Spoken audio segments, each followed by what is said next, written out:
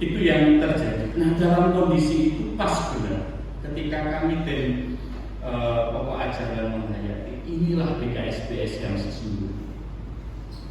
Inilah gereja Kristen Sumatera bagian selatan yang sesungguhnya, yang memang dibangun dari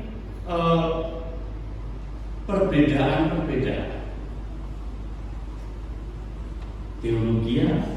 Teman-teman kita dari Jawa Timur dengan Jawa Tengah aja sudah sedikit berbeda gitu ya. Yesusnya sama, tetapi cara penghayatannya berbeda. Wong Jawa Timuran kayak enggak kemis itu enggak sama, karena kemisan. Dan kalau enggak pokoknya tata gereja itu yang benar yang Jawa Timur. Pokoknya kayak di sini itu gaya Jawa Timuran seperti itu. Termasuk saya dan teman-teman. Bapak Ibu yang dikasih Tuhan, saya ingin mengajak kita semua melihat mengapa Yakobus menulis surat ini. Konteksnya sudah jelas bahwa jemaat-jemaat suku-suku Israel yang terserah itu membutuhkan mereka berrelasi dengan siapa saja. Mereka berhubungan dengan banyak pihak, bukan hanya dengan suku-suku Israel, tetapi dengan suku-suku yang berbeda. Jauh sebelum Yakobus menulis surat ini, kitab-kitab Perjanjian Lama juga menemukan kepada umat Israel, misalnya di kitab Imamat, di kitab Ulangan. Kitab Ulangan itu, kalau kamu berbuat kasih jangan memandang bulu, jangan pandang bulu. Itu artinya jangan membeda-beda. Demikian kitab Imamat juga bicara tentang keadilan yang harusnya berpihak, dan ini Kristus banget.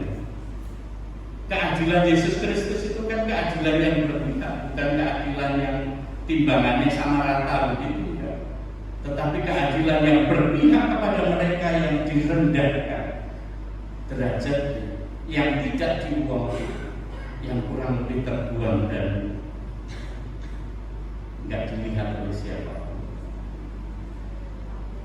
Dalam situasi ini, Bapak Ibu dan Saudara, surat Rasul Yakobus ini penting banget meneguhkan kita. Kalau kita diajak bicara tentang tema mewujud nyatakan perbuatan iman tanpa memandang muka, apa koneksinya ini dengan suratnya Yakobus ini?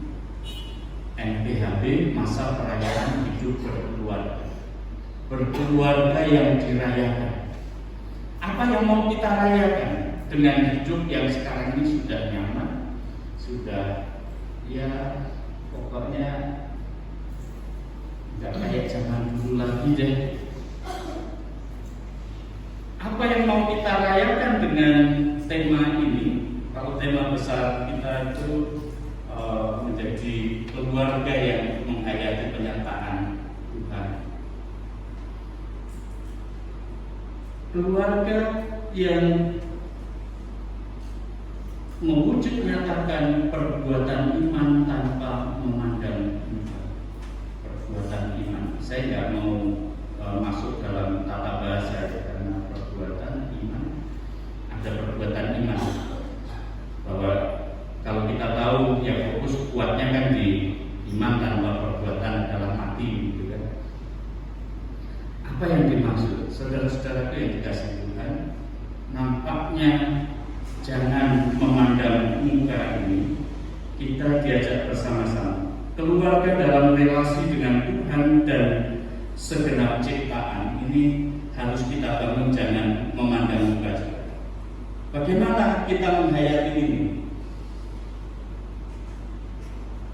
Pernah nggak kita merefleksikan? Mudah banget menyembah Allah dengan kita terus mengikuti kelompok-kelompok doa, berdoa di rumah berapa kali sehari, bisa dalam persekutuan yang sampai menangis ketemu dengan Tuhan begitu.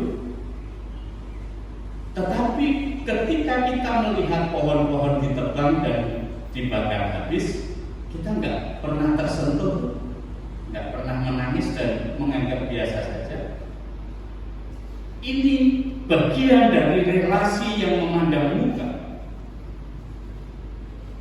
Kalau sama Tuhan nampaknya kita hormatkan, tetapi perwujudan Tuhan yang adil di tengah-tengah kehidupan bersama, kita nggak tersentuh. Nah ini pincangnya di situ, Pak. Ayo jangan memandang muka sih, lakukan. Kalau sama Tuhan yang nggak kelihatan itu bisa tunduk, bisa menangis, bisa terharu. Mari perasaan itu juga kita bawa dalam kehidupan relasi dengan makhluknya Tuhan yang lain, karena itulah perwujudan Tuhan yang kita lihat. Kalau kita melihat relasi sosial misalnya di anak muda yang sekolah, saya pernah membaca sebuah kesaksian orang tua yang punya anak kecil, pendeta.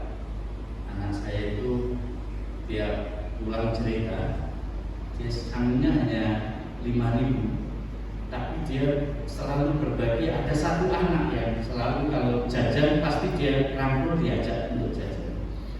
Dan rupanya anak itu memang nggak pernah dikasih uang jajan sama orang tuanya. Tersentuh oleh belas kasihan, dan itu bangunan relasi sosial yang dibangun oleh Yesus adalah tersentuh dulu oleh belas kasihan. Maka kita akan mampu melihat situasi sosial yang sungguh nyata di tengah-tengah kehidupan.